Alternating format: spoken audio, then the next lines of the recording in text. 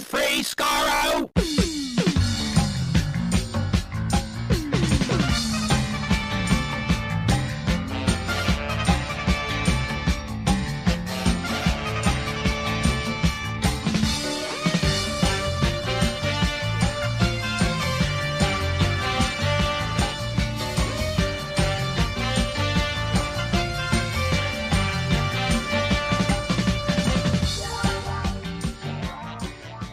Hello, everyone. Welcome to Radio Free Skaro, episode number 867. I am Stephen in Edmonton. Warren in Vancouver. And Chris in Edmonton. This is the last episode of August 2022. Just to give you a timestamp of when we're recording this in the future. How far out from the last episode of the Jodie Whittaker era we are, and how much how much we know about it, which is literally as much as we know back at the Next Time trailer at the end of the Sea Devils episode. An episode that I still have only seen once. Is that bad? I bought it. I have bought it more times than I have watched it.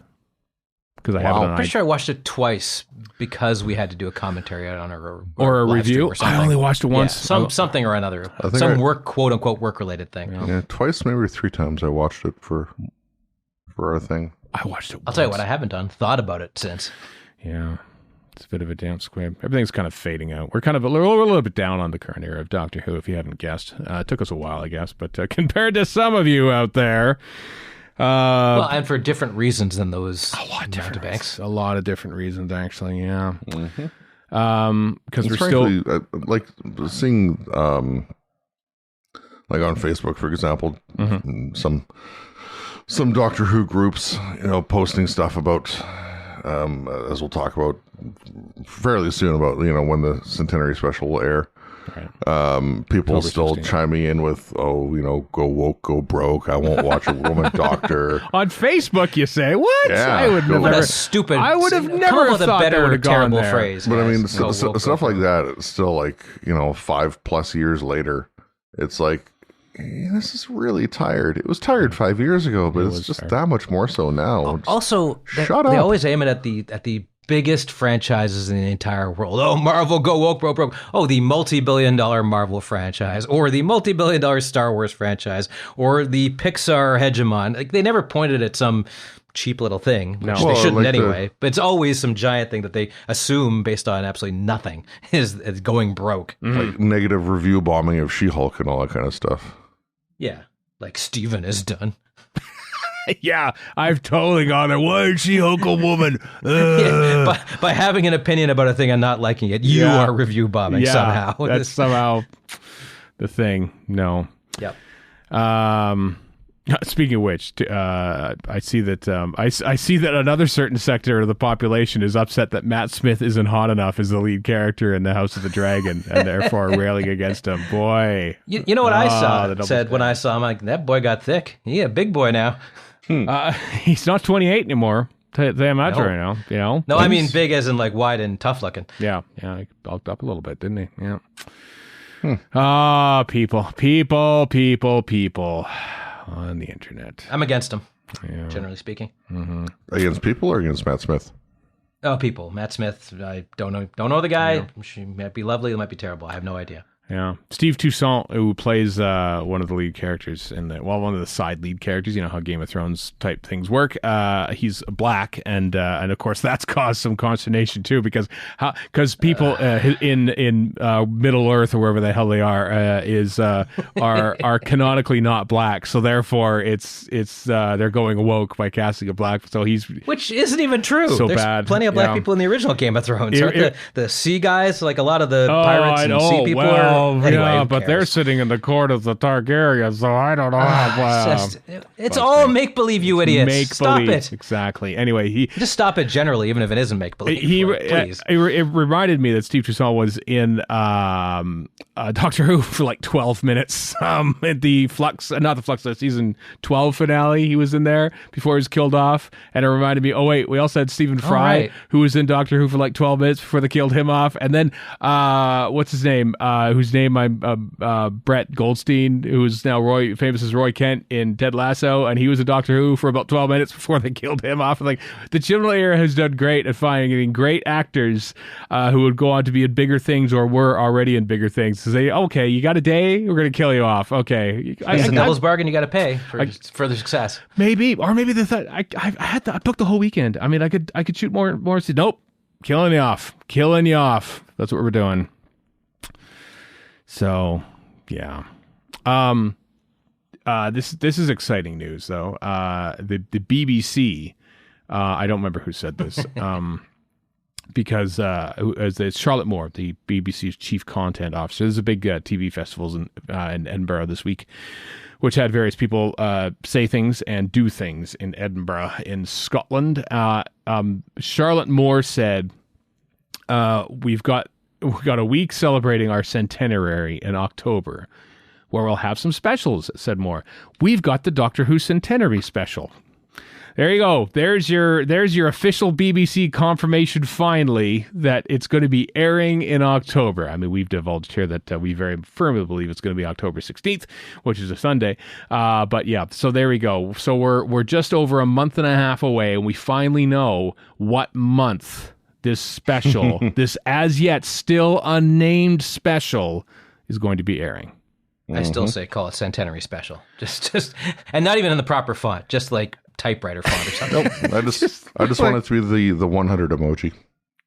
Oh, that's a good one. I like the ad, just the emoji. Yeah, I'm good with. I'm not good with either of these. Actually, I'd rather they do it properly. But but if you're going to do it poorly, then do it that way. Yeah, an episode title as an emoji. I mean, that's new. That'd be new. Yeah.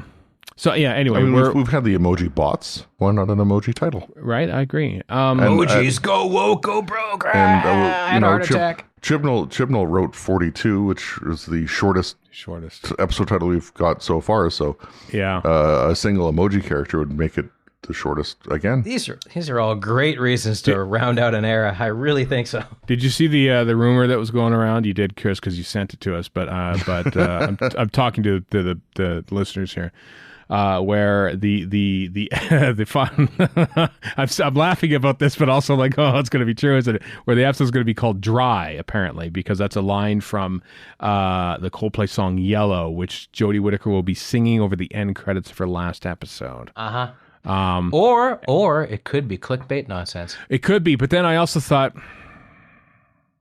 they'd do it, wouldn't they? They would do that. Oh. No, that's too stupid. I mean, I've gotten burned saying that before. Our friend and colleague Neil Pearman had a field day with that one. Oh, I didn't see that. I didn't see that.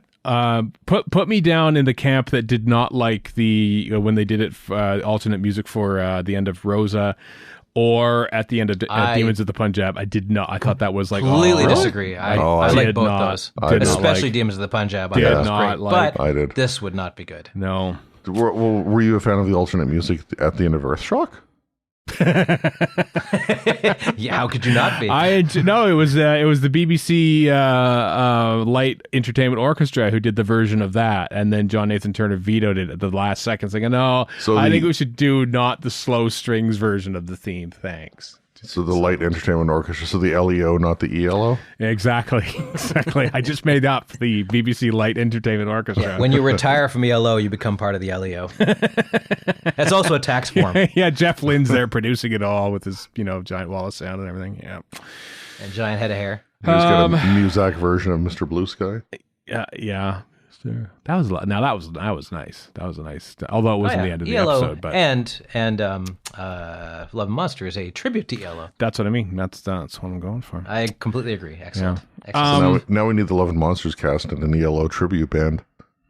What's Mark Warren doing these days? And I don't know.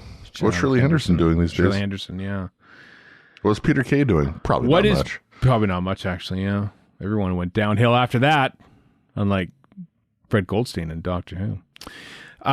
So people are frustrated, understandably, about the lack of promotion so far, the lack of information, the lack of anything in regards to Doctor Who, and the centenary special. The reason I think this is why nothing's happened yet is because I feel like the BBC is basically in control of their own 100th anniversary special, and this thing is part of that anniversary celebrations. It's not really a Doctor Who thing anymore because Doctor Who was originally wanting to wrap up in April with the as yet unnamed after the DWCS Doctor Who Centenary Special.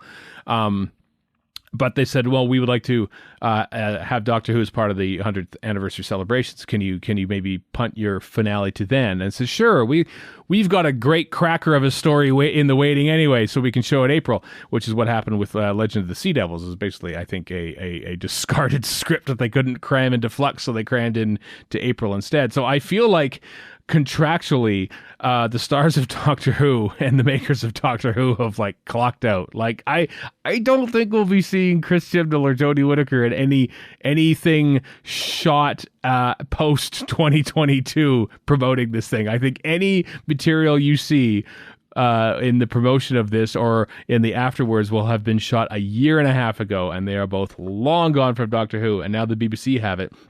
And the BBC aren't interested in, letting slip one little thing of their centenary celebrations. They're going to announce it probably all at once, and Doctor Who will be a part of it, and that's the disappointment. Literally a part of a trailer.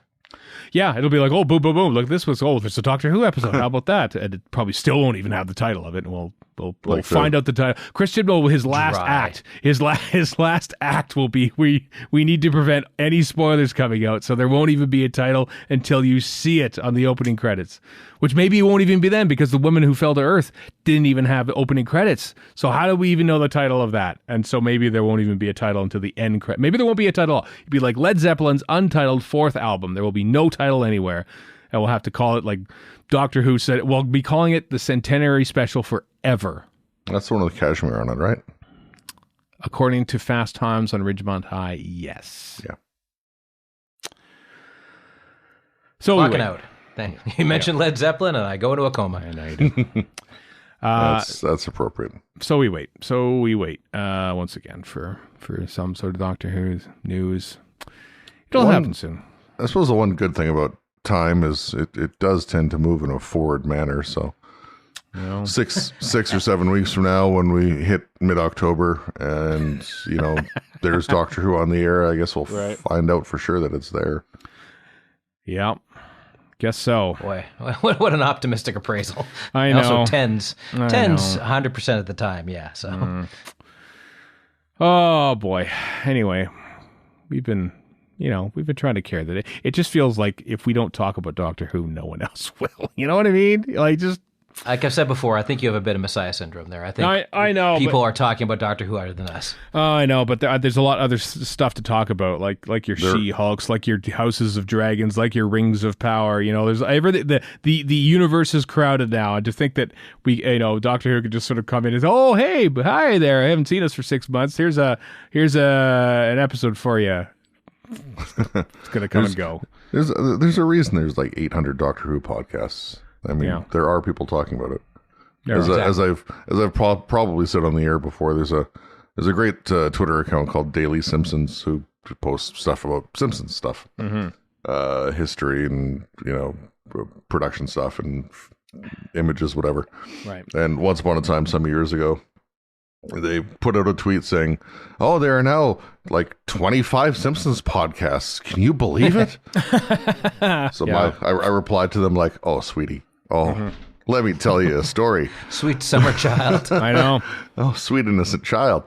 And I probably blew their mind. So there's some on YouTube now too, by the way. I know people are shocked at the fact that there's stuff on YouTube, but for Doctor Who stuff? Oh, there's lots of YouTube people our age are shocked by that. Yeah. Not anybody under that age. I mean we're technically on YouTube too. Our audio podcasts go there. And we do have our live stream episodes when we do live stream reviews. We're on YouTube as well. If you want to check us out there, we pivoted to video. We didn't pivot to video. Didn't do that at all. And or subscribe, if you will. Yeah, Smash but that like button. don't slam the like button. It's, Oh, no, we're, you- we're old and fragile. Don't slam it. No, you don't slam it. You smash the like button. Oh, is it smash? tap it gently. Smash the Yeah. button. So, yeah. Anyway, YouTube, Doctor Who, still waiting. End of August. I think that's it so far. Yep, that's pretty much it. Yeah. We got the part 2 of our 2-part commentary. The final 2 parts, episodes 13 and 14 of the Trial of a Time Lord. That's coming up later today on this podcast. The very one you're listening to right now. We ring out the close of an era of a Doctor Who, by the name of Colin Baker, with Trial of a Time Lord or The Ultimate Foe, part 2. That's on this. Very soon. Unlike Jodie Whittaker, a doctor that didn't necessarily know he was getting shown the No, door. he certainly did not. True. Yeah. Anyway, hey, this is we're getting close to September again. We always thought we would be bringing this back. It's the time lash, everyone. It's when we look back through Doctor Who history. For the first year that we did this, it was all like broadcast dates because that's kind of all we had. Thanks to a website that listed what aired this day in history. And I thought, well, if we're going to bring it back, we can't just talk about the same episodes. We probably will talk about the same episodes, let's face it. But maybe there would be a way to incorporate other stuff that happened as well during the course of Doctor Who history that wasn't necessarily on screen. And I thought about, I should put together a database. I'll go through all my David J. Howe and Howe's Stammers books and put all the data in there, and it'll take me weeks to do it. Oh, Shannon Sullivan did it already years ago. Thank you for sparing Stephen's sanity, Shannon Sullivan. Thank you. It's what little he has left with thinking of that idea in the first place. Yeah. So welcome to season 2, if you will, of the Time Lash, where we look back at things that happened on this day in history. This is a big one. I love that we started here. This is kind of a soft launch of this one. Next week it'll probably be busier because it's September and more stuff happens in September. But August 28th, 1979, recording for Nightmare of Eden takes place at BBC TV Centre Studio 6. And this is the one where the animosity between Tom Baker and director Alan Bromley was at such a state that Bromley quit during the supper break, left. Wow. And Graham Williams completed the production of the last few scenes after supper on this day, August 28th, 1979. Is that a kitchen sink drama? Nightmare of Eden? It's the greatest Doctor Who story of its time. No, I mean the actual behind the scenes stuff could be termed kitchen sink drama. I don't know. Not really. I know. I do want to see the. I mean, let's watch the Adventure in Space and Time reenactment of that. That will never. Well, maybe it would get me. Who knows? Yeah. A few years from now, Tom Baker gets tributed to at his 100th birthday when he's still alive, I hope. Yeah. Well, I remember Lalla Ward, I think on one of the DVD documentaries, remembered him pulling the boom mic down, basically from the ceiling and just speaking it right close. Tell Alan Bromley or something. Oh, apparently people just so much animosity there. It doesn't show on screen. This is a Nightmare of Eden stan podcast here. Right? Yeah, I think so. 2 out of 3 ain't bad. 2 out of 3. Yeah. Also, who was the bigger jerkwad here? Was it Tom Baker or was it Alan Bromley? Because Baker was kind of at the height of his arrogance at this point, wasn't he? Yeah, he kind of was. My money would be on Baker. Yeah. Although, I mean, I don't think Bromley did himself any favors. He's never done himself any favors with Doctor Who. He directed Time Warrior before that and messed up. Let's face it, he's the reason why Barry Letts came on to Doctor Who, because back in the day, in 1970, Derek Sherwin, who was producer for Doctor Who in season 6 and then was coming in for season 7, he was moved off of that to a series called Paul Temple because it was in trouble and floundering and stuff. And said, well, we need you, Derek Sherwin, because you're a veteran producer, to come in and help this thing. So we're going to move Barry Letts into Doctor Who. The reason why Paul Temple was struggling so badly, because the current producer was Alan Bromley. So controversy. He is, for some reason, he's always been around Doctor Who. and messing up. So, and he retired shortly after Nightmare of Eden. So thinking maybe this might be it. Maybe this might be the end of the line for me. And he was right. So there you go. Listen, I bet you don't get that much Alan Bromley talk on those YouTube Doctor Who podcasts. And for good reason. It's dull as dirt. I mean, you might on the Bromley cast, but Bromley cast. The Bromley pod. Thank you very much. Bromley pod. There's the pod. Yeah, we're going to talk about Alan. Brom pod. Good old Brom pod. We're going to talk about day 3 at BBC TV Centre with Alan Bromley directing. That won't happen. So there we go. That was a fun thing I wanted to work in. That's the main reason we brought this thing back, so I could tell you that, Stal. Why am I not surprised? I don't know. Moving on to August 29th. We're literally doing these things live. There's a lot of various things were recorded. A lot of stuff is recorded back in the modern series. Literally from 2005, 2006, 07, 09, 12. There are 2 things being recorded in 2012 at the same time. Snowmen and Crimson Horror, both being recorded. Busy day in history. But at the same studio, so it's not that big of a stretch. That's true. Just turn the camera around, I guess. But just skimming. Yeah, that's exactly how TV works. Skimming the list for August 29th here, I'm looking at the thing for Warriors Gate and flashing back to your talking to Stephen Gallagher at Gallifrey 1. Because it mentions how Paul Joyce got permission to rewrite Warriors Gate. Mm-hmm. Yeah. And Stephen Gallagher, what did he say? Like he barely recognized what the revised version was. Uh-huh. Yeah. Still got the credit though. And then and years later, his version of it sort of went out on as a BBC audio thing. So. Yeah. Yeah. Quite a day in history, actually, 1980, because Paul Joyce received permission to substantially overhaul Warriors Gate, and then Christopher Hamilton Bidmead received staff clearance to write Logopolis, even though he had already decided to step down as script editor. So that happened the same day. I feel like both of those were rubber stamped at the exact same time by JNT as he was heading out the door to go to the BBC bar. I think that was probably, yep, sure, fine, yep, you could write that, and you can write that. I'm off to the pub. It occurred to me the other day that Logopolis is a story of a bunch of Bitcoin bros. And so really the master is the protagonist because he destroys Logopolis as he should. Destroys the Bitcoin up. That they have to actually open up a pathway to another universe to vent off all the energy that it takes. Yeah, or nonsense. For Bitcoin to be brought into being. Mm-hmm. I like this modern take on Logopolis that you have, Warren. Well, it's much really just a half-frittered away thought, but okay, sure. Did Christopher Hamilton Bidmead invent Bitcoin? That's the question I have to you. Hey, look, show some respect to the old guy. Like, don't curse him with that. I would never do that. And how do you look at your Bitcoin earnings? On a monitor. I just look into the nearest garbage can. That's what I do. No, I know. I see what Chris is doing. The monitor from Logopolis, the guy. Yes, I understand that completely, but I want to keep slagging Bitcoin. Anyway, that happened back in 1980. Apparently, Terrence Dix died that day in 2019. 2019, Oh. Terrence Dix died. Yeah, I'm looking forward to see what's there. There's the celebration of long delayed, obviously, because of the COVID-19 global pandemic. That's happening in October. That DWAS is putting on. And lots of people, Paul Cornell's going to be there, Steve Moffat's going to be there, a whole bunch of people are going to be there celebrating the life of Terrence Dix. Saw Dan Starkey announced the other day. Oh, really? Oh, he's fun. He's good stuff. I bet you he'd be the MC and he'd be great at it. So, if indeed he is. So, yeah, Terrence Dix 3 years ago on August 29th. Doesn't seem that long ago. No, it doesn't. That was before the pandemic. Yeah.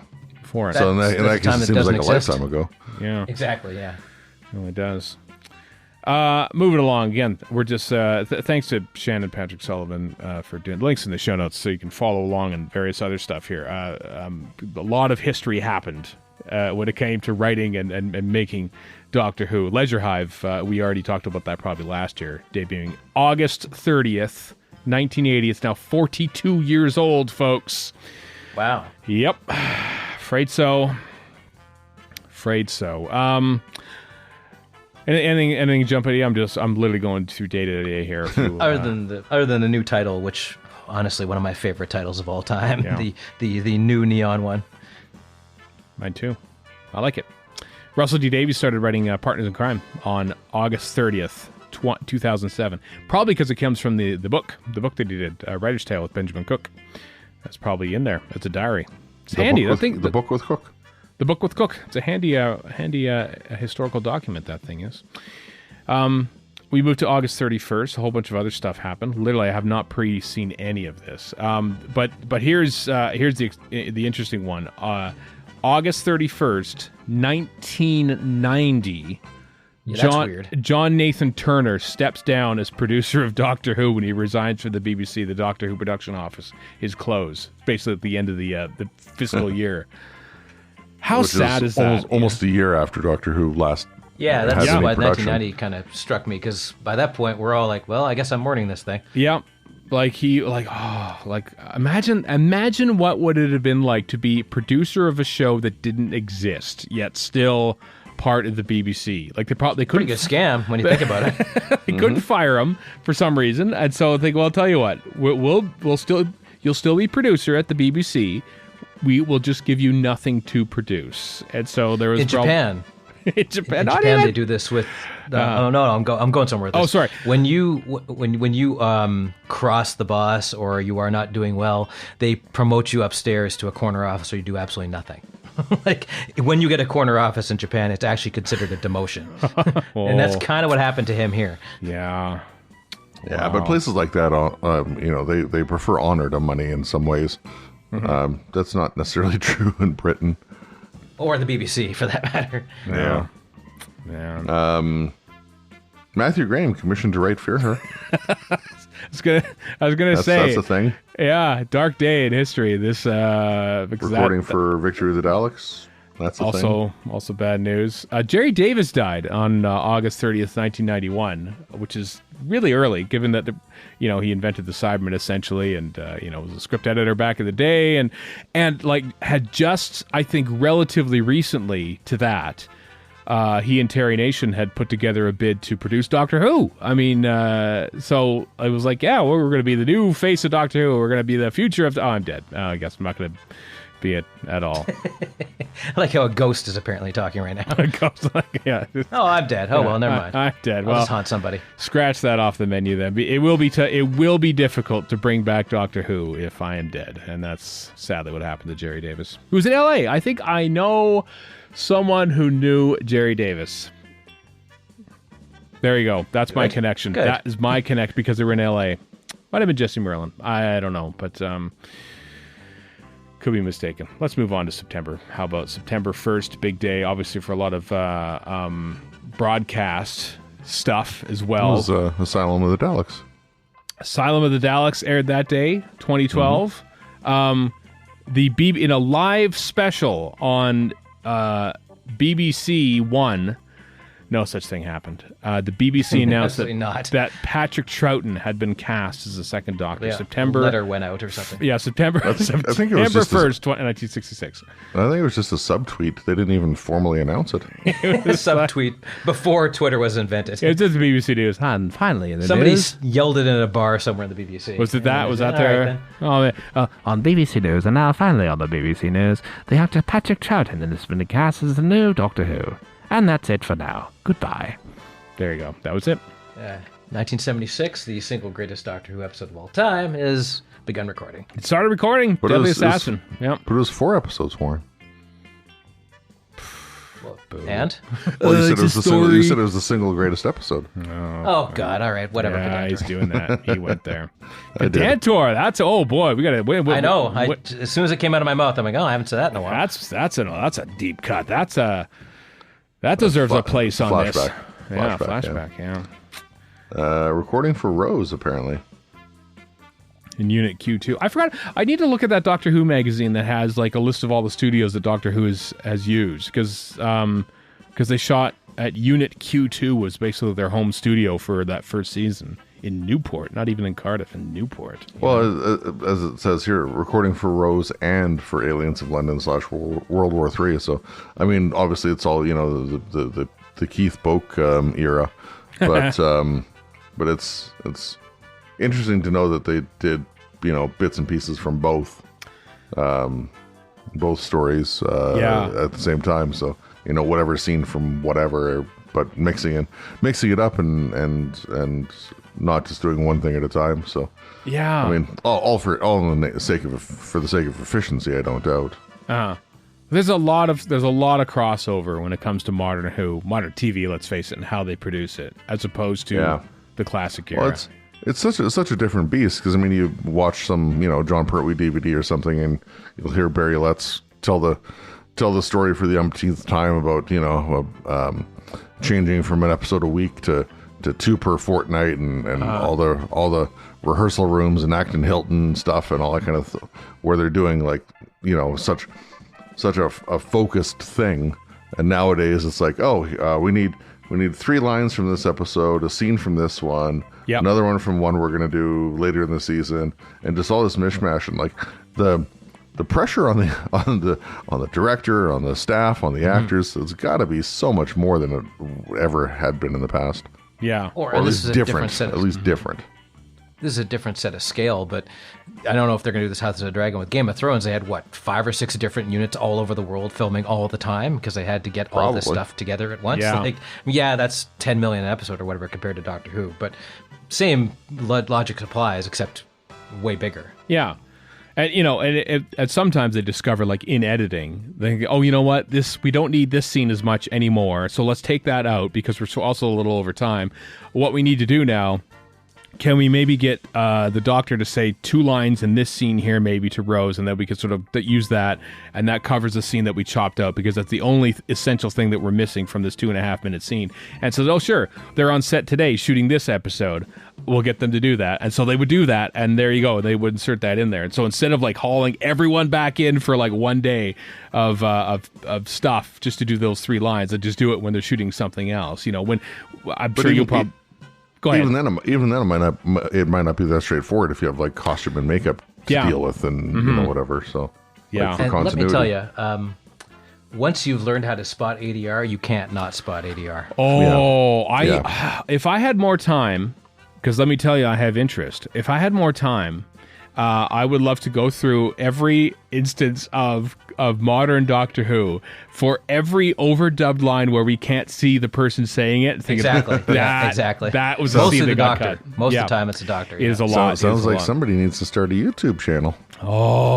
Sounds like somebody doesn't need to before they collapse dead of overwork for no particularly good reason. But there's a lot of that. I mean, and it's not just Doctor Who. Is everything has that? Of course it is. Yeah. This is I remember seeing one for Star Trek Picard, oddly enough, of the season 1 when 7 of 9 kicks whatever the bad Romulan was into a pit, and they dub on her saying, "This is for Icheb," and she clearly does not even say that line or any line whatsoever.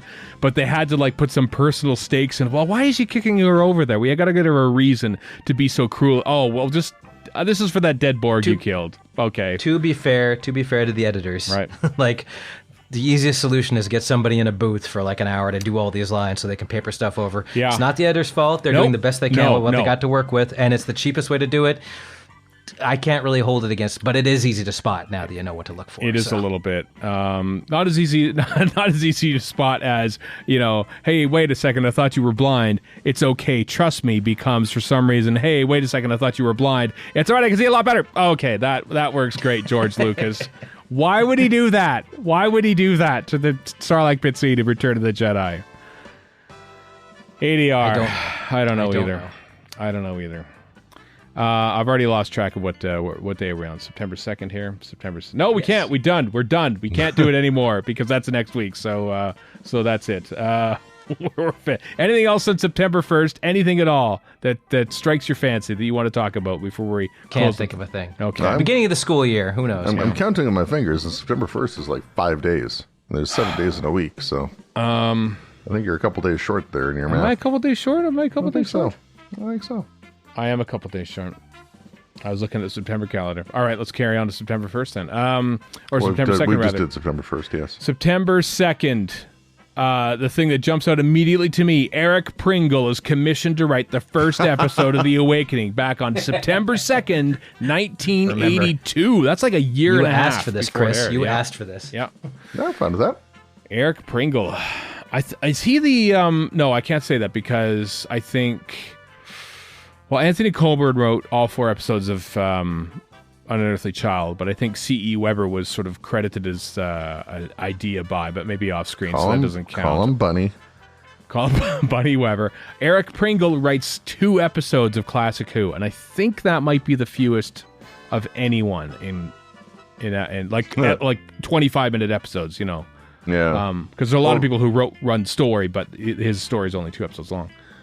For writing stuff, one that jumped out to me was Malcolm Hulk submitting storylines for Hartnell's Doctor, because Right. his first broadcast stuff was Trout and Faceless Ones. It was. So I didn't realize he was submitting stuff. So whether he was requested to submit or did it of his own volition, I don't know. But I didn't realize he had put stuff forward for the show that early. Yeah, I think was he part of the one that wrote the miniatures? I think that eventually became Planet of Giants. I don't know. I might be complaining stuff there, but he was there a lot earlier than we'd like to think, and finally shows up really as part of a writing team for Faceless Ones, and then he's what. He's the tenant or the landlord of Terrence Dicks, one or the other, which is why Terrence Dicks sort of knew of him, and because he worked together. Landlord, I want to say, because Yeah. There's a sitcom in this. There is definitely a right. sitcom. The communist and the conservative share a Rising flat Damp together. reboot. Yeah, and write the war games together. But yeah, he was already there. He was already there in 1963. September 2nd, Erica's celebration day when the Reboss operation first went out. That's right. Look at that. First episode 1. Erica, now a Canadian citizen, by the way. That happened this past week. That was a big day. Yay. Yeah, Congrats. it was nice. It was actually quite touching. It was a nice little ceremony over Zoom, chaotic at times because Zoom.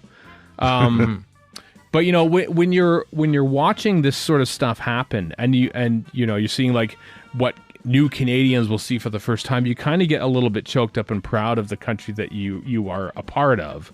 And it made me think about how, given that the US and the UK are sort of in a bit of a period of decline right now, and thus Canada's looking a little better these days, and it's like being Canadian is finding the exact delicate balance between being simultaneously humble and smug, and it's very difficult. Yes. It's very difficult to find that balance, but it's the struggle, and now it's one that Erica has the legal power to do as a Canadian citizen. So, and now she has Reboss Operation to celebrate the anniversary broadcast of that 44 years ago. Reboss Operation. Canada is tied for 8th for most powerful passport, though. Most what? What does that mean? Like it could charge a phone quicker? I don't know. Most places you can get into it. Visa-free access to most countries. Japan is Japan is number 1, and then South Korea and Singapore tied for number 2. Spain and Germany tied for number 3. Okay.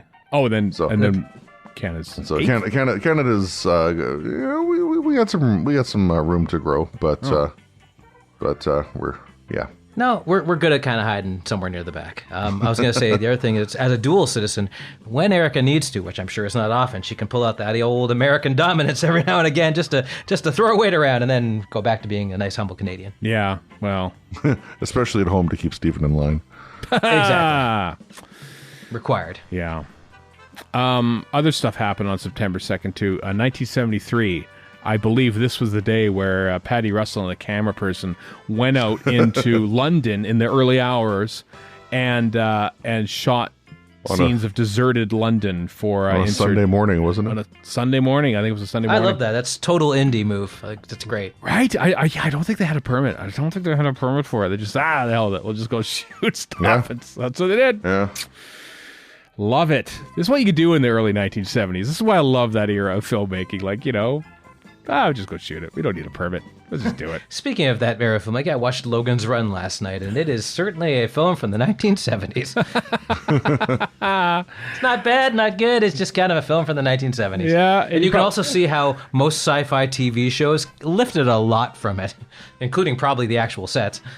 Oh, I'd be intrigued to watch that again. I only watched it for the first time 2 or 3 years ago, but just to see what sets. I'm trying so much so that I can't remember, Warren, if there are any Doctor Who actors in it. Don't at me. I'll watch No, this later. probably. I think they probably filmed in L.A., so probably not. Just don't confuse it with the musical Carousel, because it's not the same thing. I don't think I will because I hate musicals. Yeah, But people die in the Carousel event in Logan's Run, so that's much like most musicals. that's true. And My Soul. At the age of 30, God, we'd be toast. We'd be so Long toasted. since. Logan's Long Run. since. I've been double carouseled almost. You'd be cut back and brought back again, and yeah. Anyway, Robert Holmes, 1985, this day in history, September 2nd, commissioned to write the first part of The Trial of a Time Lord. After which Jonathan Powell would take that script and go, "This is terrible. Have you ever written for Doctor Who before? Write it again." Who are you exactly? Yeah. Insulting. Anyway, on to September 3rd. And the real end of our journey this week through Yes. here we go. We end on September 3rd, but this is what a day. Maureen O'Brien. What a day for both. 1965, Man. September 3rd. Two things happen. Peter Purvis's contract is extended through the Ark. Perfect. Both he and Maureen O'Brien have arrived back from vacation and are ready to start work on the Mythmakers. Maureen O'Brien, however, is informed that her contract option will not be taken up, and the Mythmakers will be her last Yeah. Doctor Who story. That's a burn, man. Yeah, it's like, okay, Good old TV. welcome to the read-through. Peter, here are your scripts for the next 6 stories. Maureen, there you go. Here's the door. There's your one script. Because I'm a 5-year-old, apparently, I find the Ham Polo Club where they probably filmed I just find that a very funny name for a place. Oh, the Ham Polo Club. Tee. Gee. Joy. What an awful... Yeah. By the way, I'm producer John Wiles. I thought I'd introduce myself. Yeah. So that's what happened. How about that? Yeah, the Ham Polo Club. They shot some film inserts for that. So that's what that was for the Mythmakers back in '65. Of course, nothing exists of the Mythmakers. No, well, there's some home movie footage of that, but all stories missing. Is the VAM that just got released with Maureen O'Brien, is that canonically part of the Mythmakers? Yes, it is. Yes, it is, Warren. It's her as old Vicky off in ancient Greece or something like that. So Yeah, theoretically, that's Mythmakers, the next generation or something. I don't know. it is. It is exactly that. Mythmakers Discovery. Yeah. Exactly. Mythmakers Picard. Graham Curry commissioned to write the first episode of Warren's favorite story, The Happiness Patrol. Happiness Patrol, September 3rd, 1987. About a year before it actually goes out. Graham Curry, he died recently too. Oh, did he? Sadly, young. He's in his 50s. Yeah, Oh, wow. yeah. I think he was in his 50s or his early, and he was young. He was young for a person, so that was very sad. Always death. 61. Died of a brain tumor. Oh, Ouch. that's too bad. In Gotta say 2007. 2019. I'd like to. 2007. Sorry, go ahead. No, I was just going to go on about the Happiness Patrol, Warren, which is something you would Oh, all want. right, go for it. Yeah. No. Please, by all means. It's one that I kind of defend. I like aspects of it, but there are aspects of it I don't like, and most of that is the production. I don't know why. It just seemed I always had a hard time believing that it was actually set outdoors at times. Thinking this is Oh, it's yeah, all because it's studio. it's an indoor planet, right? Everything's indoors, Yeah. right? Yeah. I mean, Anyway. if it was shot on film, maybe you could buy it more, but even then, it'd still be OB video, even if Yeah. they were outside. So Yeah, but it never feels like it's not indoors, right? Like they're in a Yeah. big colony planet with like a big space bubble to keep the outside out. Probably, but it's got John Normington in it. I like John Normington. Film is for water treatment plants and nothing else. What about old disused hospitals? That too, yeah. Basically, yeah. Disused places. I know. I can't believe we've been going on about this for as long as we have. But I've been, having Bergerac on in the background while I edit podcasts during the week. Not really watching it, but having doing double takes whenever bit part Doctor Who actors show up, and it's all shot on 16 millimeter film. And I look at it and I go, 16 millimeter is not good. Like everyone. How dare you? Well, dare you? Everyone always sort of says, "Oh, film was much better than videotape." But you know what? I don't know. It's kind of a trade-off for me. Would you rather have like lower quality film, which is what 16 mil is, or Yeah, shiny okay, videotape, right? Like if it was on All right. 35 mil, different story. But 16, it's just like That is not true. 16 mil is HD quality. Just because their transfer sucks doesn't mean anything. 16 mil done properly it actually looks really good. That's true. They Yeah. shot Indiana Jones on 16 mil, like the TV show, whatever it was called, the Indiana Jones Chronicles. That was all on 16 mil. And the reason you can't tell is because Lucasfilm was transferring, not BBC's Who Cares Telescene department. right. I mean, hell, Get Back was shot on 16 mil, rather famous. I didn't know Exactly. that. I didn't know they shot Indiana Jones on 16 mil. Not Yeah, the and movie. if they obviously, restored but- it now, you Yeah. can never. You're talking young Indiana Jones. Young right? Indiana. Yeah, Young Indiana Jones Chronicles. Yeah, that was there we all. go. And I believe Radioland Murders was also shot on 16 mil because at the time videotape wasn't quite there yet. So, Wow. So yeah, I agree what you're saying aesthetically, Stephen. Yeah. Sort of. 16 mil, but also I love it when they go to 16 mil because I always like the weird difference between the two popping in and out, and even the Monty Python sketch where like, good Yeah. Lord, I'm on film. Yeah. It just makes me think of old BBC stuff. So that's why I like it. I understand. One complaint that I have about this website is that Shannon subscribes to the theory of Doctor Who season numbering, carrying on from season 1, and thus naming the first Eccleston season as season 27 and so forth, which is wrong.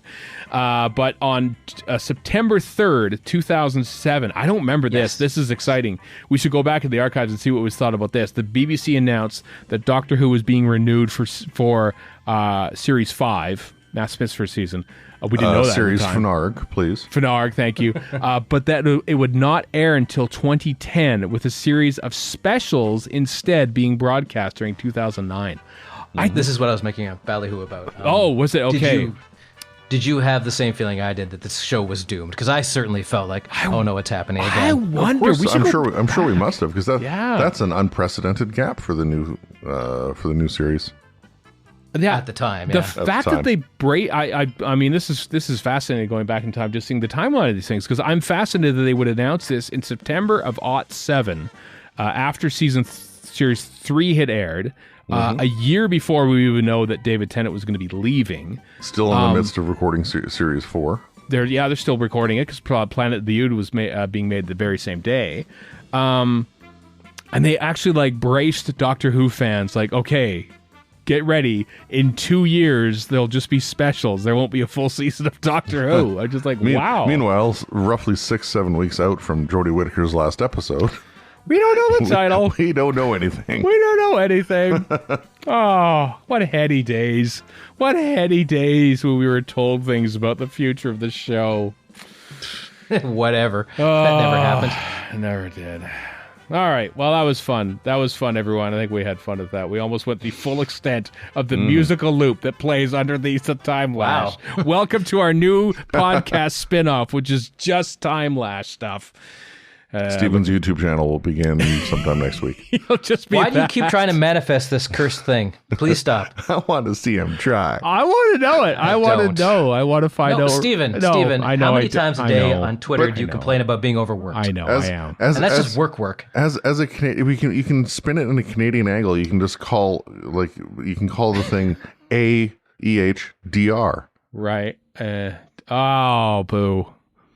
Doctor Hey, Who you're Putting a lot of ADR. not work into this. Somebody else's work here. Maybe this will be a You should be in Patreon goal. management. Maybe do a Patreon goal. If you give to our Patreon at patreon.com/readyfreescaro enough of it, I will do this video that outlet compiles every single 80-yard line of exposition in modern Doctor Who history. It won't happen. Hey, listeners! Right now, I'm telling you, I'm not doing a damn thing. I don't care what the Patreon goal is. I'm not doing that. As a Find bonus, something interesting, sure, but as a bonus, I won't do anything. As yes. a bonus, I'll even throw in Nis's line. So he was the Doctor all the time, because that's where it all started. Let's face it. Let's rip through some Big Finish stuff before our commentary for Trial of Time Lord Part 14.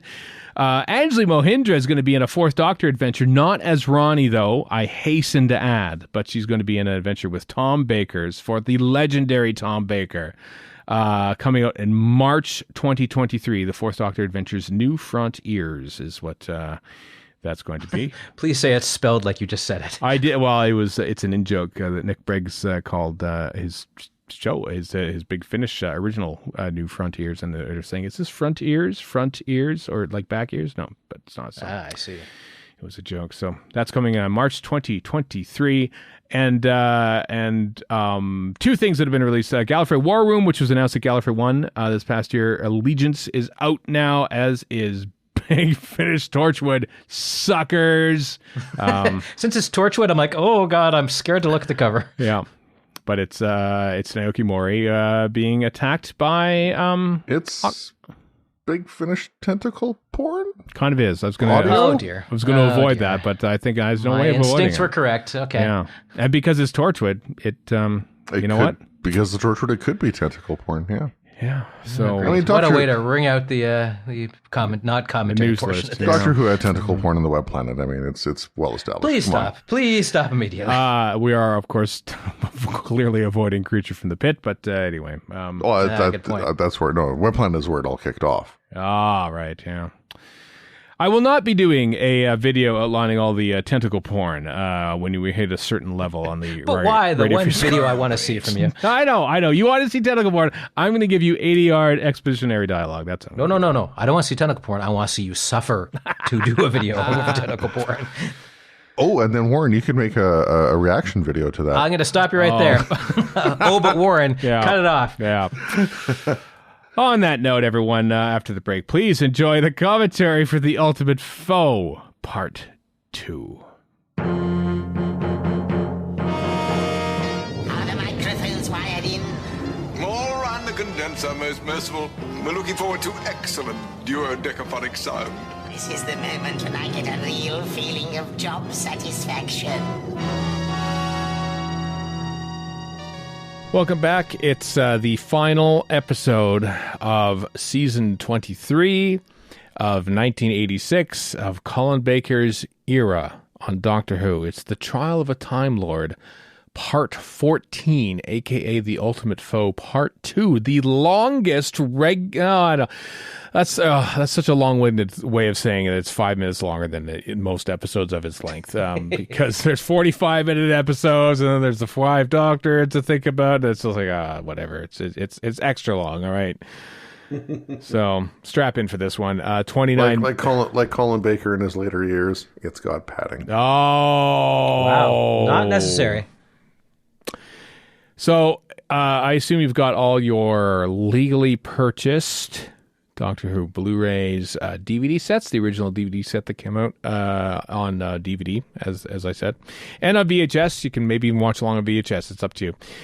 Good. Here we go. Doctor Who, Trial of a Time Lord, Part 14, in 3, 2, 1, play. One of the things I like about the Blu-ray set is the special cut of Vervoids that drops all the courtroom stuff, which you could absolutely never do for this. No, because the initial edit, I think, was 38 minutes, and then they chopped it down to 31, I think, or they kept whittling it down. They realized, you know what, we can chop nothing else. And you talk about Ghostlight having too much excised. Yeah. Well, I mean, okay, so Pip and Jane Baker wrote this. This is the episode where they were sent a copy of episode 13. There's not even a reprise because they have no time for it. And they basically said, okay, here's what happens in 13, which they haven't shot yet. Can you write an ending to this? We're here to make sure that no one tells you about the original 14. And by the way, you have to do it in a weekend. 13. I credit Pip and Jane, say what you will about Pip and Jane Baker. They were good in a crisis. This, and that's why they got hired. Yeah. The fact that they actually, and this is like just out, like they were still finishing the script for Terror of the Vervoids. And they said, can you write another one? And by the way, it's wrapping up the entire thing. And they did it. And they did it in a weekend. They really got this dropped in their lap. Yeah, they did. So you know what? 5 extra minutes, go for it. I don't care. You hear that, Chris Chibnall? You with your scolding on air. Yeah, and he did around this time too, I think. Yeah. Mm-hmm. Well, Chris Chibnall. Guess who's come crawling back? And thanks to all that, that's why Pip and Jane Baker have a string of 9 out of 10 episodes. That's true. Yep. Because they come through in a clutch. Sometimes, kind of like with Ron Jones as director, you don't want it done well. You just want it done quick. It done. Yep. By the way, this has bugged me since I was a teenager.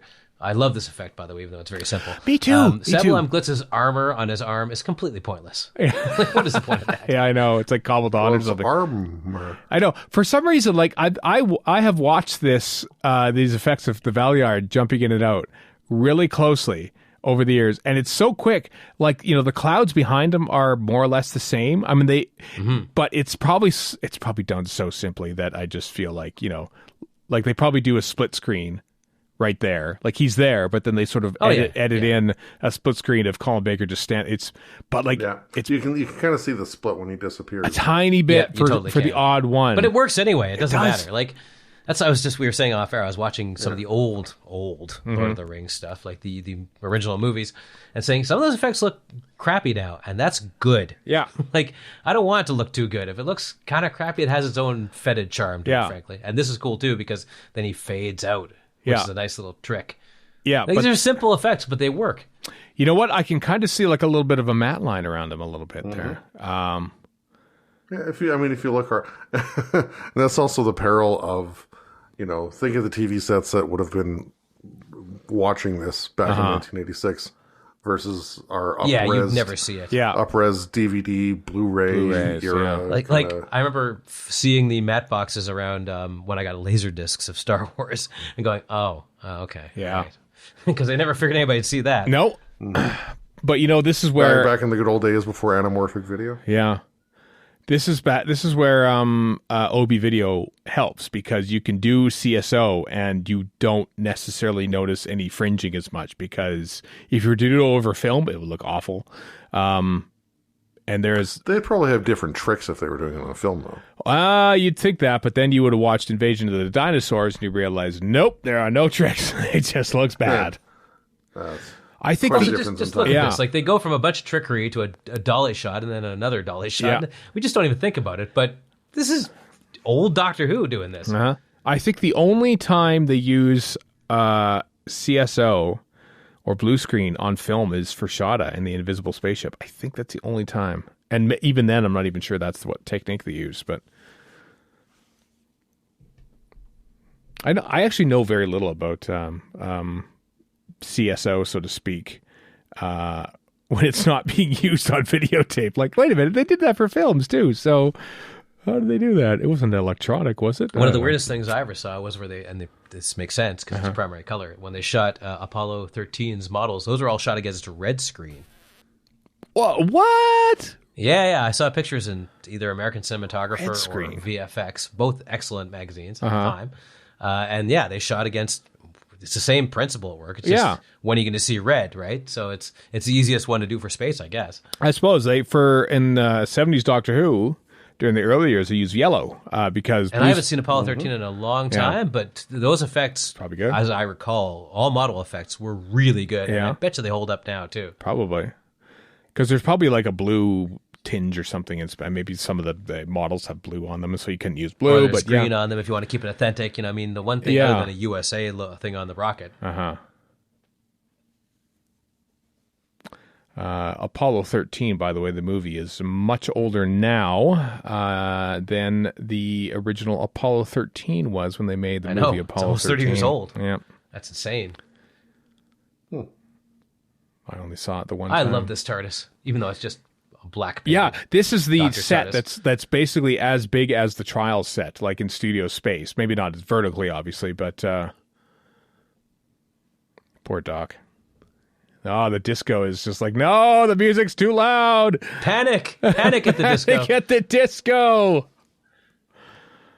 Exactly what it is. Oh, is that all?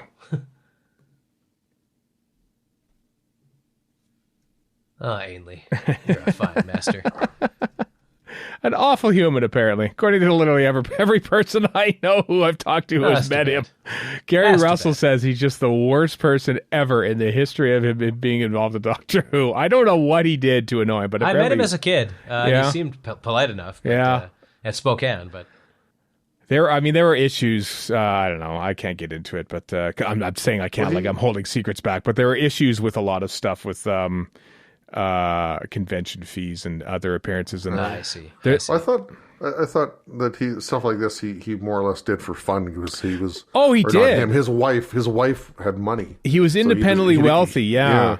But I think there was an issue. I think it's actually in Richard Molesworth's J&T book where it sort of goes on. Well, like he's basically having to like futz with some numbering or having to pay something for someone because someone used a likeness or something, and like he just like there was some issue with that, and that was sort of part and parcel with what he was doing. So I think it's or an appearance or something, and so they basically resolved to say never have him in doing an appearance again because now Delgado, from what little I've read, was a gentleman, fellow. Very he was lovely, until he died, in which case then he wasn't. But I remember getting blown away by that little laser effect for the TCE that they had there, because it was a flying laser, which never happened in Doctor Who, but it happened in Star Wars. And so when I saw that, I said, yeah! Like Danny Popkin did that. Danny Popkin did a lot of the video effects for Doctor Who this season, who did video effects for tripods previously. There's the tube smear that we all know and love.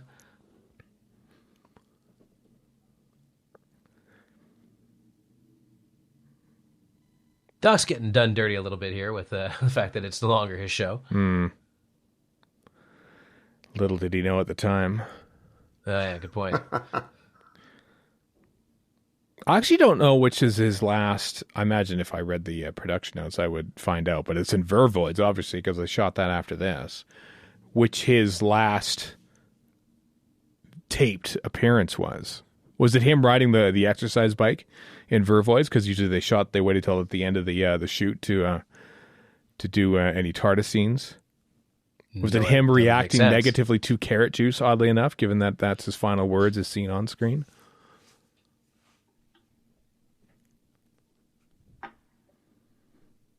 But he's got a regeneration scene he's not even involved with coming up. Yeah, the only time in his entire time in Doctor Who where he gets doubled.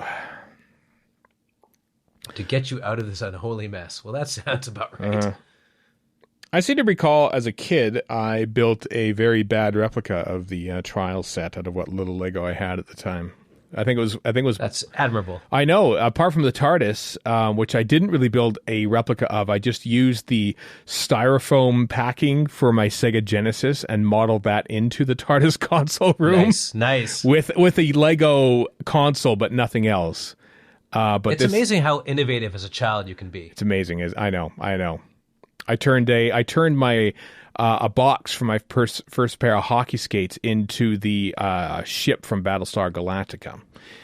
My mom would absolutely refuse to buy me the for good reason the Darth Vader figure holder when I was a kid, even though I thought it was the coolest thing ever.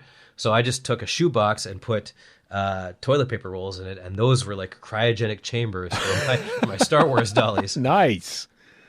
God, we could have been model makers for Doctor Who with that kind of. Well, these are subpar even by that standard. I don't know. I've seen some Doctor Who. So what we're looking at here is unseen. This is them shooting a blank screen for them to superimpose footage they haven't shot yet. Oh, so basically this is a Marvel film. Exactly. We just watched or indeed almost any film. Yeah. Yeah. I'm going to pick specifically on Marvel. Mm-hmm. How very timey-wimey. Wimey-timey.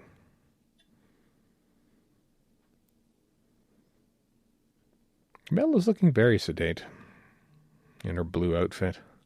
I'm kind of hoping she shows up for the finale, which may have already happened by the time this goes out. Yeah, true. I don't know when this is coming out. Because it would not surprise me if a few extra companions make an appearance. Apart from Tegan. I don't have anything to base that on other than whim, but...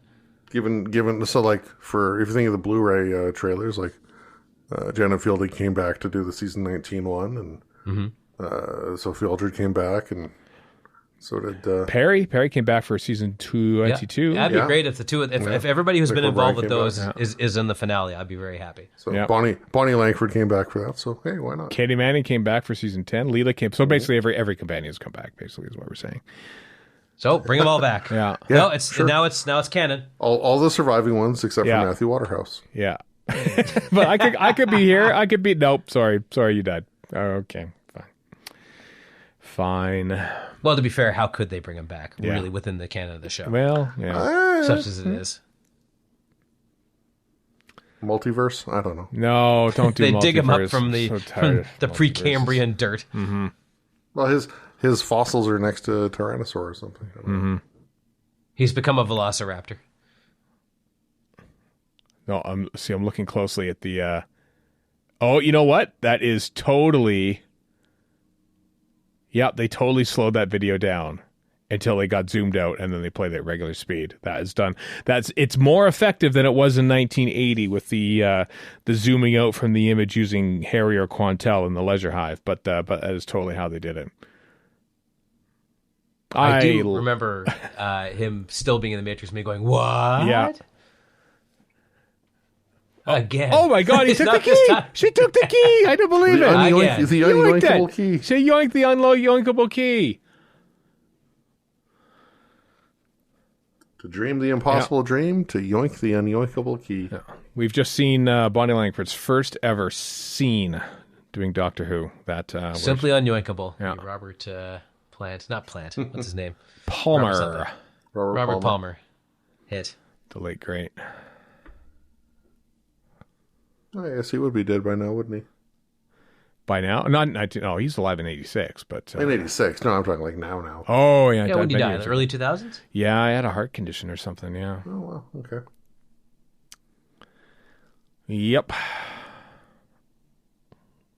Which kind of like John Ritter, they only found out about when he died of it. So 2003. It's too bad. yeah, he has a What I loved about Robert Palmer is he just looked like some guy in your office. a little bit, but he had a good voice. You know what? I mean, everyone's sort of, oh, he's the Addicted to Love thing, but all that. But man, there's some, like, his first album is so great. Sneaking through the alley. And that's one of those ones, and I don't listen to much local radio, but No. it's one of those songs you couldn't escape, and then it's just gone for some reason. Addicted to Love? Oh, God, it's always there. Yeah. It's always Is it? there. Okay, I'll take your word for it. always Black there. Velvet is one in Canada you cannot escape. For some reason, we're God. contractually obligated to play that song over and Yeah. over and over and over. This is me. I'm Colin Baker. Every time I hear it, it's, oh, it's a fire. I'm just waiting for death, waiting for an execution at this point every time I hear Black Velvet on the radio. And the thing is, Alana Miles could be a lovely person for all I know, but that song has made me hate everything to do with her. Yeah. I'm sorry, Alana Miles. Your one-hit wonder. Thanks probably not to you. It was a big hit in the U.S. too, cursed it. actually, that song was. Mm-hmm. Believe it or not. It's weird when I hear about which songs also hit it big in the U.S. that also hit in Canada. And I'm amazed. I always find it weird that the Tragically Hip never did. ever really hit it Never big in did. the States, No. which is crazy because they're like Canada's national band, Yeah. essentially. Versus somebody like Rush, who made it big everywhere. Yeah. Well, that was a different time, too, even compared to the late 80s with Tragically Hip. Like Rush, with all the metal and rock bands at the time and around that same time making it big, and the fact that they're insanely talented musicians.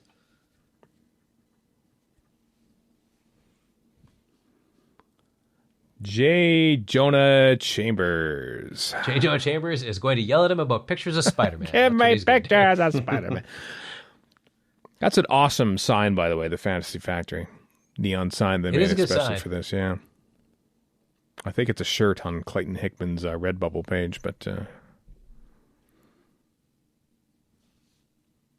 remember having one of these crystals, which I bought at the Edmonton Planetarium, and going, "Oh, I can hypnotize people." I can hypnotize international Not the space new, not rogues. the new for the '80s one. I'm talking the old school one. Queen Elizabeth or something? Yeah. The real planetarium. Before that pesky Space and Science Center was built. Exactly. That upstart. As I fight a battle I've been fighting for 40 odd years with nobody. I have a super, super vague recollection of that original planetarium. I used to go there as a kid all the time. I'm sorry. I apologize to everybody listening who's not from Edmonton and Yeah. old. Which is everybody. Yeah. Yeah. Except for Michael Allen. He might remember. He would remember. Well, he grew up in Fort McMurray. Nobody grows up in Fort McMurray. They go to Fort McMurray. And all that's only Eastern Canadians. I like And very Eastern Canadians. I like the Doctor and Mel as I like this companion. I find, I don't know, Six Doctors specifically, Yeah. or the two, or just in these general? two right here. We yeah, get it's better than her and McCoy. I agree. you know, I think And no fault to either of them, really. No. I'm not slagging McCoy here. It just doesn't work as well. I don't Just think like it Ace does. works way better with McCoy. Right? Yeah, I agree. So Oh, look at that. 2-inch We all know what videotape that case. is, baby. Yeah. There we go. That is I giant. had totally forgotten about this. Knowlton Nash's ashes are in there, even though he's not even No, dead. I like as this. of this airing. I like this. See, the phases 3, 4, 5, and 6 are in the Matrix. Not all. The primitive phases 1 and 2 have been relegated. Is that actually a sneaky reference to Doctor Who missing episodes? And I'm serious doubt about it. that because first and second, and all 1 through 6, I think it might be. I mean, I guess, maybe. I hadn't thought about that. But I just like the fact that The Matrix is on a 2-inch videotape, because of course it is. I love it. Why wouldn't it be? I love it. One way to economize on props. I'd love to see what names are written on that list to see if there are any in jokes. They probably weren't back in 1986, but Beavis, Butthead, yeah. Mr. Rogers. Although the funny thing is, I think, I say there's no in jokes and stuff in Doctor Who, but at the time when they were making the first season of Star Trek: The Next Generation, don't go to the Blu-ray because they've wrecked it. Oh, for all the and retconned it. Elcar stuff, the door Yeah, there's a bunch of Doctor stickers Who and stuff whatever. on there. Yeah. No, not the door stickers on a screen. And I think the last episode, where the people are unfrozen from the 20th century, and it's a bunch of nonsense. Oh, I remember that one. And Yeah, on the screen, it has like here's your family tree, and they cut to it for a brief couple seconds, and on it are the names of the then current 6 Doctors from Doctor Who. In Star Trek: The Next Generation, again, you can't. They changed that for the Which Blu-ray, means but it's canon. it's canon. Doctor Who is going to visit Star Trek, It's which they already have in comic book form Yeah. a couple times. But this is back in 1986, 87 when they're making the show. So, Yep. I imagine. I feel like it's something that I would have learned and have since forgotten, I guess. But I mean, Star Trek's not the only show to ever do stuff like that. Like, I think The Expanse, their finale, they had pretty much every name under the sun on a graphic, and I'm sure everybody sneaks this stuff on all the time. Oh yeah. I mean, Simpsons does stuff like that, but that's also a comedy. Yeah. Which is a little, No, but little I mean, different, like, if but- people working on graphics and props and stuff, I'm sure they do all that Oh stuff. yeah. There's a TARDIS somewhere in Red Dwarf. There And Ready Player One, thanks to, we know who put it in there, too. Yeah.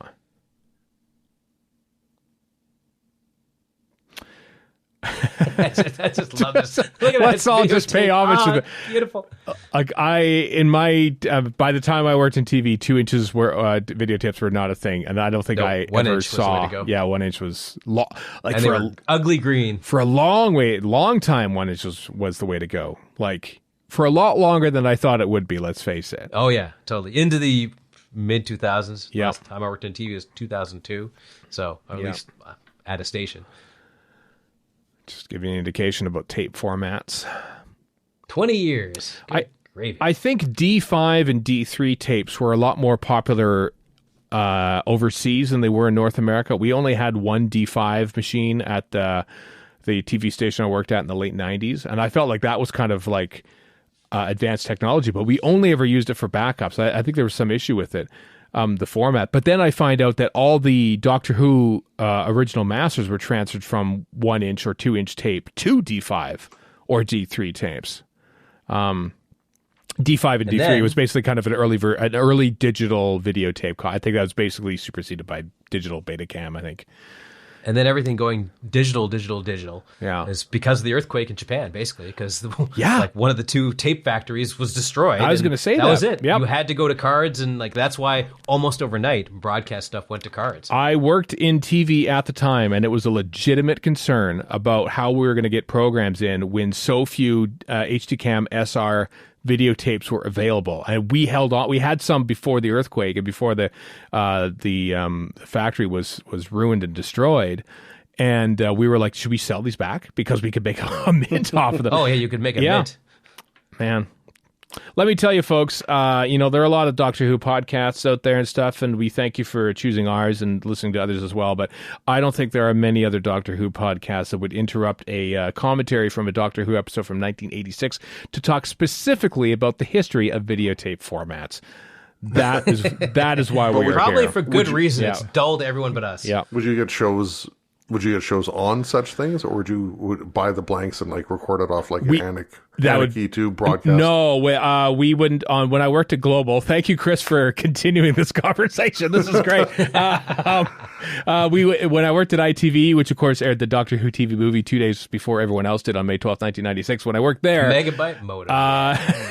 Shut up, Warren. I'm talking about tape formats. All right. We Okay, would, go we Go were, about him. we would cord stuff off of satellite, but we did not have a satellite set up at Super Channel / Movie Central when I worked there. So, I just remember because obviously it's a slightly different time, but I remember for the local Star Trek fan club, there was a gathering for the to watch the Emissary. Oh, yeah. DS9 premiere. yeah. And it was people gathered on the night it was being broadcast on ITV, Right.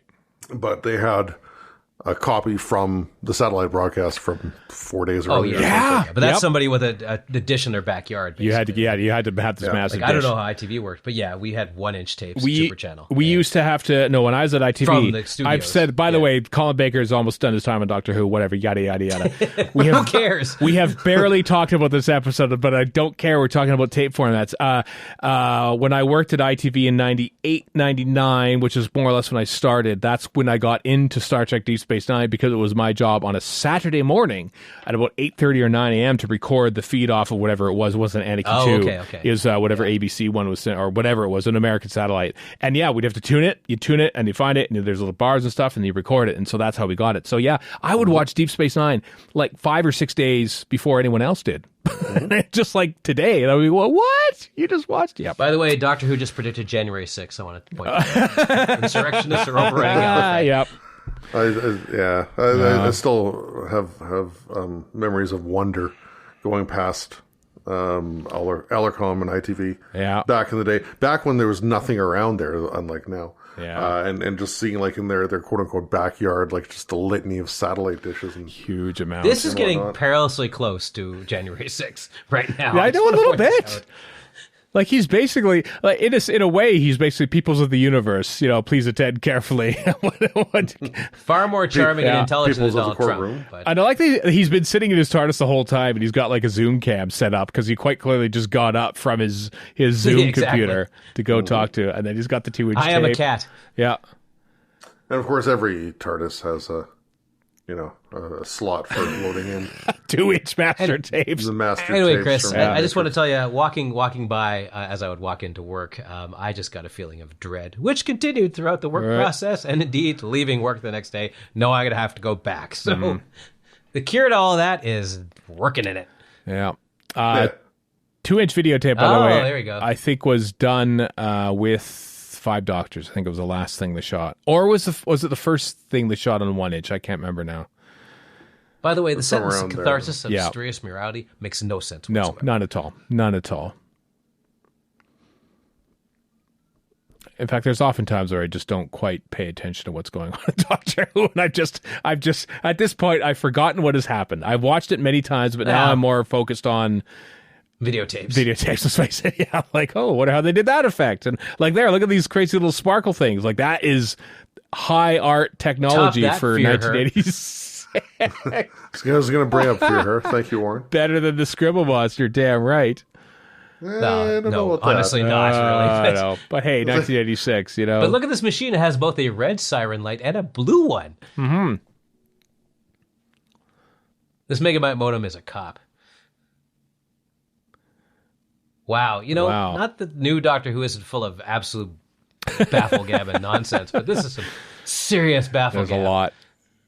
And then it goes, oh no, it's too late. I don't know, like what is it? Jason's What's- looking at his career going, I used to work in the Yeah. theater. What am I doing here? I know. What is going on? I was nominated for Best Actor, for God's sake. What am I? Nicholas and Alexander Yeah. with Tom Baker. And I'm not sure he's died here, I guess. Like that, I'm not too sure what has killed him. I'm not too well, sure. he hasn't, though. 'Cause, yeah. The little scribble monsters. The scribble monsters? Okay. Precursors. All right. Yep. Sesame Street's eating him right now. I mean, this is a pretty cool effect. This is pretty cool. I like that. That is kind of cool, that was yeah. all right. Yeah. That's a very dramatic recovery Yes. there from theater star That's definitely Bonnie somebody Langford. whose previous career was dance. In theater, yeah, it back up. exactly. Yep. Like she's just heard her cue in Cats, and she's about to launch. And like into apparently it. she was a really good dancer. Probably maybe still is. Oh, a really good dancer. still is. Bonnie Langford, yeah. I remember A&E used to show the Hot Shoe Show, which is the thing she was on before this. So I actually watched a couple episodes only because a Doctor Who person was in it. Before going, this is not for me. No, sir. We've all done that. Maybe not that show specifically, but we've done that in general. Please, that's all I watch now. That is literally all I watch specific. If you can find it, it is the most theater kid thing I've seen in my life. And you all know that I am no theater kid. So. No, you are not. Nope, absolutely not. Speaking of January 6th, can we persuade you to stand laughs again? nervously. Yeah. What a great I should capture that. Laughs nervously. Oh, well, we all know intergalactic postal votes are fraud. God, everything. This is getting really uncomfortably too close. real, isn't it? Yeah. Yeah. Man. Pippa Jane Baker basically predicted it. Yeah. Yeah. A really not that great Doctor Who episode is going to predict the downfall of America. I would have said, now that sounds crazy. But here we are. How many people attribute The Simpsons to... Just don't let them anywhere near the crown thing. jewels. How is this... Gallifrey doesn't have any crown jewels. This is, like, again, I mean, I'm reading into this a little more than I should, maybe, but... Carrot juice. Now, you see in this, carrot juice is Joe Biden. The 3 carrot juices. If I put this on Twitter, this take would be roundly destroyed, and rightly so. Yeah. Well, adieu, Colin Baker. That was it right there. You know what? I'm glad that it's an actual line that you can make fun of, as opposed to nobody really even knew what William Hartnell's last was, because he kind of says it under his breath. That's good, keep warm, that sort of thing. Carrot juice is at least memorable, I think. Oh, but he's alive. This guy laughing. And then it's over. Never to be heard from again.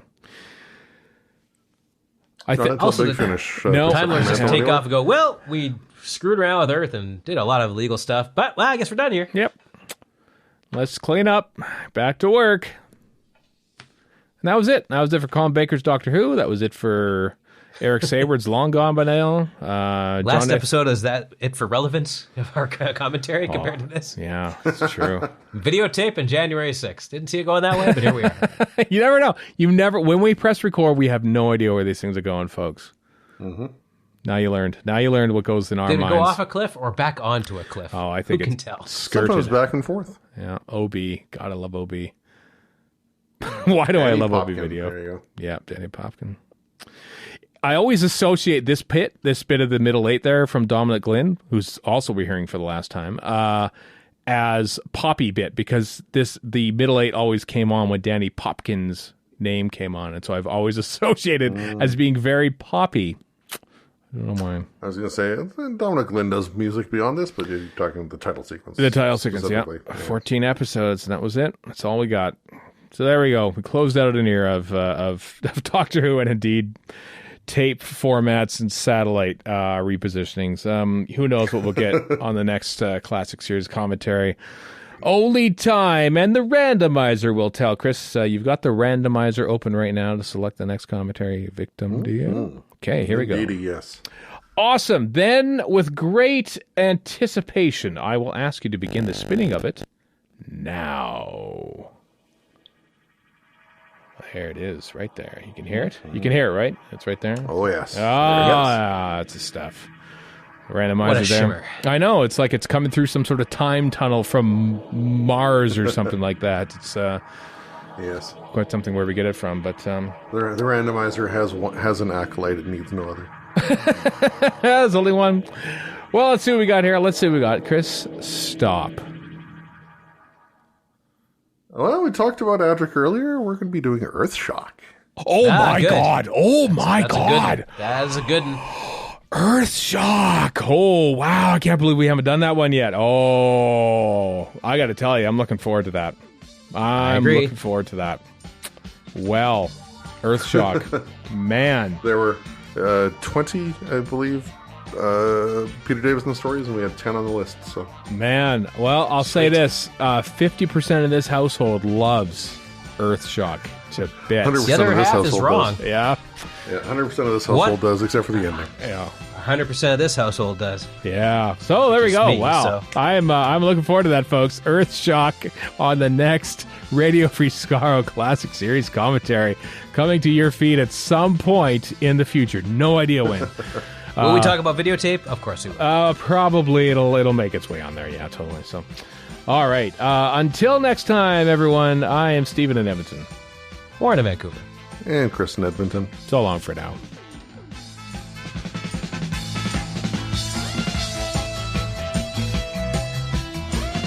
You've been listening to Radio Free Skaro. Find us online at radiofreeskaro.com. Follow us on Twitter and Tumblr at Radio Free Skaro. Subscribe to us on iTunes and donate to the show at patreon.com/Radio Free Skaro. Thank you.